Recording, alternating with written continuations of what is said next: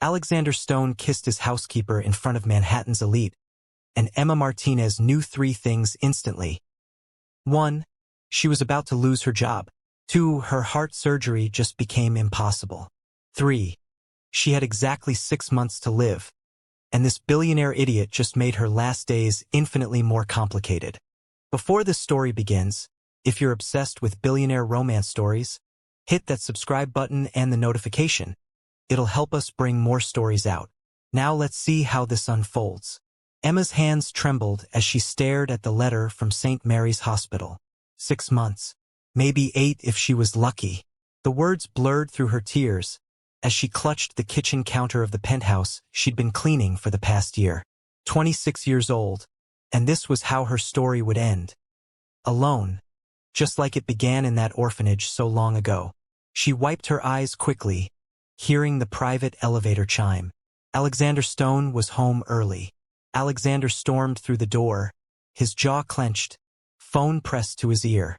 "Mother, I've told you 100 times. I'm not marrying Victoria. I don't care about the merger."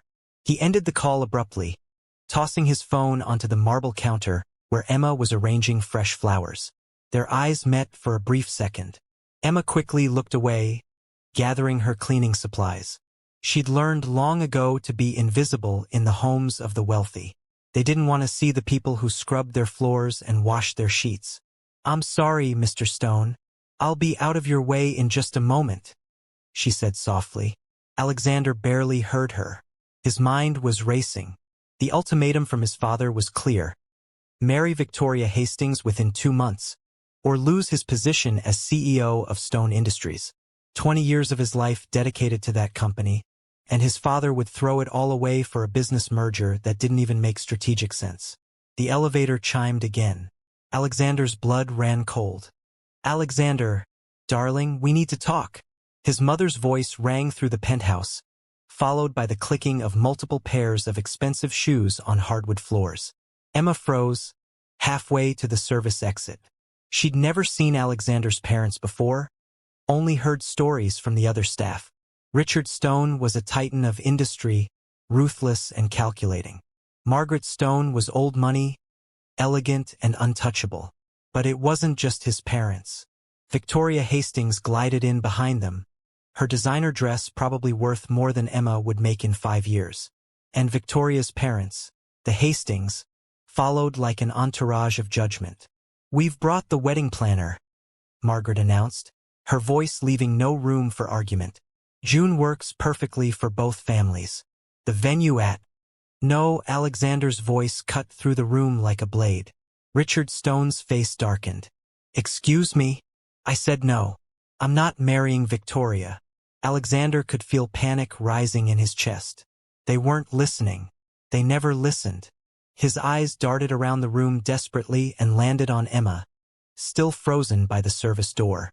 What happened next would change everything. Alexander crossed the room in 4 long strides, grasped Emma's face in both hands, and kissed her. Emma's mind went blank. Her cleaning supplies clattered to the floor. Alexander Stone, her employer, the untouchable billionaire who barely knew her name, was kissing her in front of what appeared to be half of New York's elite society. When he finally pulled back, his hands still on her shoulders, he turned to face his family. "I can't marry Victoria because I'm already in love with someone else. With Emma. We've been together for months." The silence that followed was deafening. Emma felt like she might faint. This couldn't be happening. This had to be some kind of nightmare brought on by her medication. "Your housekeeper?" Richard's voice was dangerously quiet. "You're throwing away your future, your company, your family legacy, for your housekeeper? She's not just—" Alexander started, but his father cut him off. "This is absurd. Margaret, we're leaving." "Alexander, you have 24 hours to end this nonsense, or I will remove you from the company myself." Richard stormed toward the elevator, his wife and the Hastings family trailing behind him. But Margaret paused at the elevator doors. Her eyes swept over Emma, taking in every detail. The worn sneakers, the simple clothes, the medical alert bracelet on her wrist, the tear-stained face. Something flickered in Margaret's expression, But before Emma could identify it, she was gone. The moment the elevator doors closed, Emma shoved Alexander away from her. What the hell was that? Her voice shook with anger and humiliation. I'm not some prop you can just use when it's convenient. I know, I'm sorry. Alexander ran his hands through his hair. I panicked. They weren't listening. And you just decided to ruin my life along with yours? Emma's eyes blazed. I work for you, Mr. Stone. I clean your home. I have no power here. No voice. And you just made me the target of one of the most powerful families in New York. I'll fix this, Alexander said. But even he didn't sound convinced. How? How exactly will you fix this? Emma was crying now, months of exhaustion and fear finally breaking through. I need this job. I have medical bills I can barely afford. And now I'll probably be fired. And medical bills? Alexander's tone shifted. Are you sick? Emma laughed bitterly, wiping her eyes. Doesn't matter now, does it? She bent to pick up her fallen cleaning supplies. I'll pack my things. Wait. Alexander's hand caught her wrist gently. Please, just wait. Let me think. Emma wanted to leave. Every instinct screamed at her to run from this disaster. But where would she go? Her studio apartment was already 2 months behind on rent. The hospital was demanding payment for her upcoming tests. She had exactly $342 in her bank account and a death sentence hanging over her head. What if... Alexander began slowly, an idea forming. What if we made it real? Not real, but convincing. For 2 months. Just until the pressure from my family dies down. You're insane. Probably, Alexander admitted. But think about it. You need money for medical bills. I need to get my family off my back about this marriage. We could help each other. This is crazy, Emma whispered. But she hadn't walked away yet. $50,000, Alexander said. 2 months. Attend a few events with me. Convince my family we're together. And when it's over, you'll have enough money for whatever treatment you need. Emma's breath caught. $50,000. Her surgery cost $200,000, but 50 would at least buy her time, pay for the preliminary treatments, keep her afloat while she figured out the rest. Why me? She finally asked. You could have any woman in New York. Alexander was quiet for a moment. Because you're the only honest person in my life. Even now, angry and hurt, you're not pretending. Everyone else? They smile and lie and want something from me. You just want to live your life. Emma closed her eyes. This was insane. Completely, utterly insane. But when she opened them and looked at Alexander, she saw something she recognized. Desperation. Different from hers, maybe, but just as real. 2 months, she said finally. And then we're done. You get your family to back off, I get my money, and we never speak of this again. Deal. Alexander extended his hand. Emma shook it, sealing the strangest agreement of her life. The first week was awkward beyond measure. Alexander's stylist arrived at Emma's tiny studio apartment with racks of designer clothes. His publicist coached her on what to say to the media. His driver picked her up each morning and brought her to the penthouse, where she no longer cleaned but instead had coffee with Alexander, learning about his world. Tell me about your family, Alexander said one morning, watching her over his coffee cup.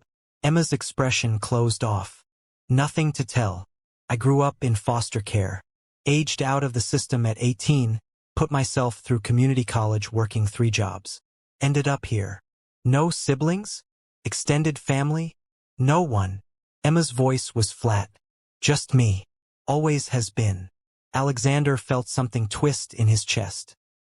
He'd spent his whole life trying to escape his family's control, and here was someone who'd never had a family at all. Their first public appearance was at a charity gala. Emma felt like a fraud in her borrowed diamond necklace and designer gown. Every eye in the room tracked their entrance, whispers following them like shadows. Just stay close to me, Alexander murmured, his hand warm on her lower back. Easy for you to say, Emma muttered back. You belong here. I've never belonged anywhere, Alexander said quietly, surprising them both with his honesty. The evening progressed in a blur of introductions and fake smiles. Emma's feet ached in her borrowed heels.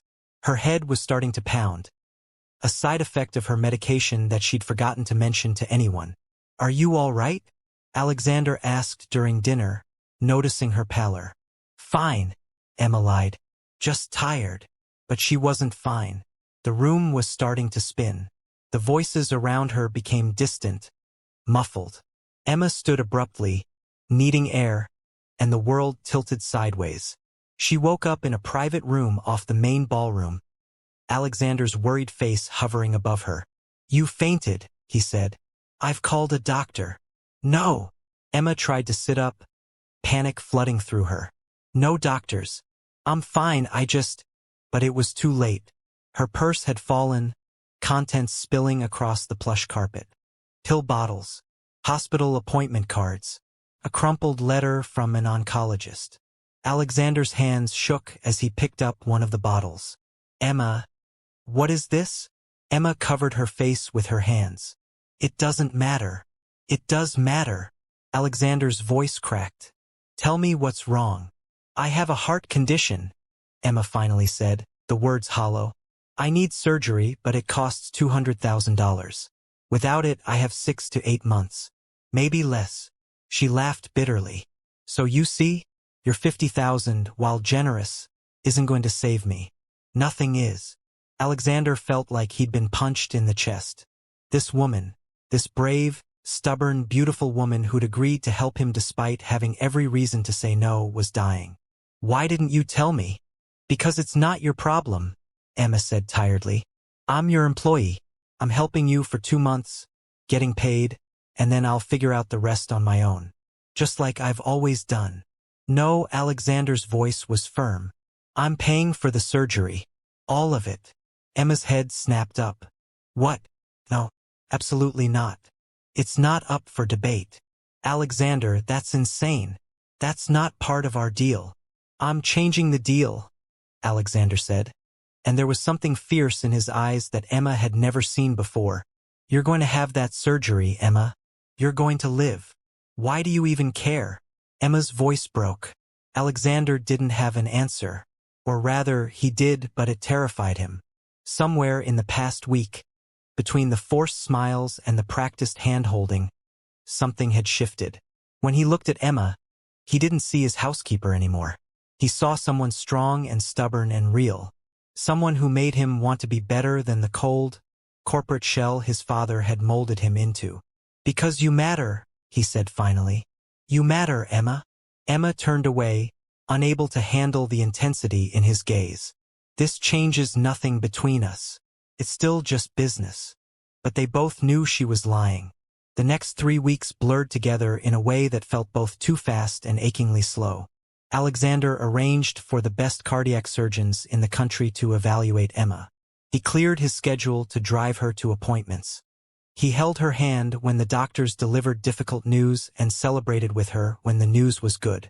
Emma found herself looking forward to their time together. Alexander made her laugh with his dry humor.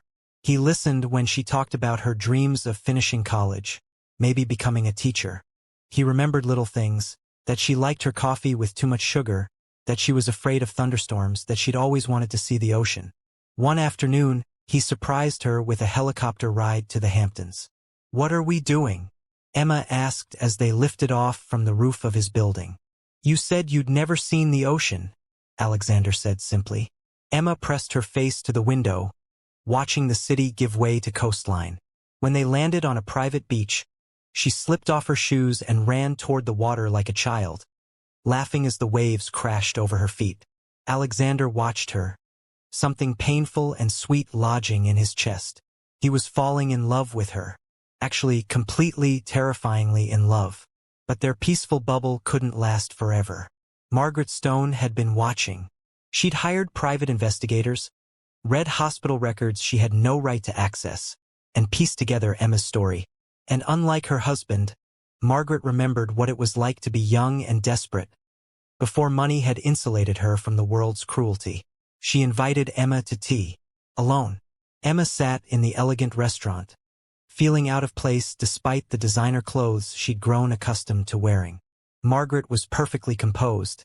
Silver hair swept into an elegant chignon, pearls at her throat. "I know about your illness," Margaret said without preamble.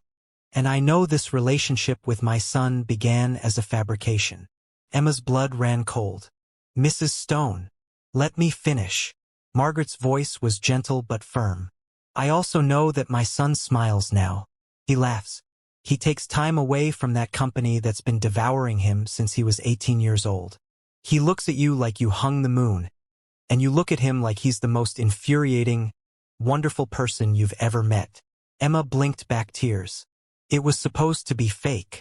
The best love stories usually are at first," Margaret said with a small smile.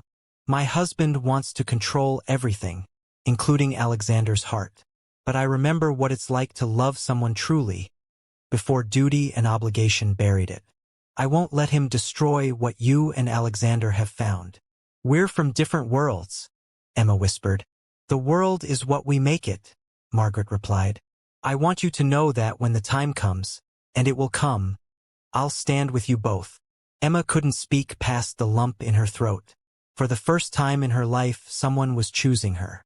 Not out of obligation or pity, but genuine care. The explosion came during a family dinner at the Stone estate. Richard had demanded Alexander's presence, along with Emma's. He'd spent weeks investigating, building a case against Emma, her background, her illness, her opportunistic manipulation of his son. "She's using you," Richard shouted, slamming a folder of documents onto the dining table. A sick orphan with nothing to her name, suddenly involved with a billionaire? It's textbook gold digging. "That's enough," Alexander said dangerously. "It's not enough. I've given you everything: position, power, opportunity. And this is how you repay me? By throwing it away for someone who'll probably be dead within the year anyway." The words hung in the air like poison. Emma stood slowly, her hands remarkably steady despite the devastation in her eyes. "You're right, Mr. Stone. I am sick. I probably will die without surgery that I can't afford. I have no family, no safety net, no future to offer your son. You want to know what I'm using him for? For 2 months of pretending someone could actually love me. That's it. That's all I wanted, to feel, just once, like I wasn't completely alone in this world." She turned to Alexander, and he saw his own pain reflected in her eyes. "I'm sorry. I should never have agreed to this." "Emma, don't." Alexander reached for her, but she stepped back. "This was a mistake from the beginning. I don't belong in your world, Alexander. I never did." "You belong with me," Alexander said desperately. "Emma, please." But it was Margaret who spoke next, her voice cutting through the chaos like a bell. "Richard, sit down and be quiet." Richard Stone, surprised by his usually compliant wife's tone, actually obeyed. Margaret stood, walking to Emma's side. "This young woman has shown more grace and strength in these few weeks than most people demonstrate in a lifetime. She agreed to help our son when he was desperate, despite having every reason to say no. She's fighting for her life while still managing to make Alexander happier than I've seen him in years. And you," Margaret turned to her husband, "you dare to call her a gold digger when she's never asked for anything except to be treated with basic human dignity." "Margaret, I'm not finished." Margaret's hand found Emma's, squeezing gently. "I spent 40 years letting you dictate every decision, every relationship, every moment of our son's life because I was afraid. Afraid of losing my position, my security, my comfortable life. But I'm done being afraid. If you force Alexander to choose between this family and Emma, you will lose him. And you will lose me too." The silence that followed was absolute. Richard Stone stared at his wife as if seeing her for the first time in decades. Alexander's eyes were wide with shock. The surgery took 9 hours. Alexander paced the waiting room until Margaret physically made him sit down. Even Richard appeared briefly, awkward and uncomfortable, but there nonetheless. When the surgeon finally emerged, exhausted but smiling, Alexander nearly collapsed with relief. The surgery was successful. Emma's young and strong. She should make a full recovery. Alexander wept, actually wept, there in the hospital waiting room, with his mother's arms around him and his father's hand on his shoulder. And for the first time in his adult life, he didn't care who saw. Emma woke to find Alexander asleep in the chair beside her hospital bed, his hand wrapped around hers. She squeezed gently, and his eyes flew open. "Hey!" she whispered, her throat raw. "Hey yourself," Alexander said, his voice thick with emotion. "You scared me. Sorry about that. Don't apologize. Just promise you'll stick around for a while." "I think I can do that." 3 months later, the penthouse Emma once cleaned had become her home. She was enrolled in online classes, pursuing her teaching degree with Margaret's enthusiastic support. Alexander's company was thriving without the Hastings merger. Turned out innovation worked better than obligation. Even Richard had softened marginally. He'd never be warm, but he'd stopped actively trying to break them up. Small victories. It was a quiet evening when Alexander led Emma out to the balcony. The city lights spread below them like scattered diamonds. "I have something to say," Alexander began, and Emma noticed his hands were shaking slightly. "You're not breaking up with me, are you?" Emma teased. "Because I just got used to living in luxury." Alexander laughed, then dropped to one knee. Emma's breath stopped. "The first time I kissed you, I was running away from something," Alexander said, pulling out a small velvet box. "I was desperate and terrified, and I used you as an escape. But somewhere between that fake kiss and now, everything changed. You became my home, Emma. The place where I'm most myself. Where I'm not a CEO or a stone or an obligation. I'm just Alexander, completely and hopelessly in love with you." He opened the box, revealing a simple, elegant diamond ring. "Will you marry me? Not for business or family or any reason except that I want to spend the rest of my life making you happy, arguing with you about ridiculous things, and watching you change the world one student at a time." Emma was crying, laughing, nodding all at once. "Yes, God, yes. 1,000 times yes." Alexander slipped the ring onto her finger and kissed her as the city hummed around them. It wasn't the desperate kiss of their first meeting or the practice kisses for the cameras. This was real, messy, and perfect, and theirs. Inside the penthouse, Margaret watched through the window and smiled. Richard stood beside her, and though he said nothing, he didn't look away. Some love stories begin with a lie that becomes the truest thing you've ever known. Emma and Alexander's began with a desperate kiss and transformed into a lifetime of choosing each other every single day. If you enjoyed this story of unexpected love and second chances, don't forget to like this video, subscribe to our channel for more heartwarming billionaire romance stories, and leave a comment below telling us what you thought about Emma and Alexander's journey. What would you have done in Emma's situation? We love hearing from you, and your support helps us bring you more beautiful stories like this one.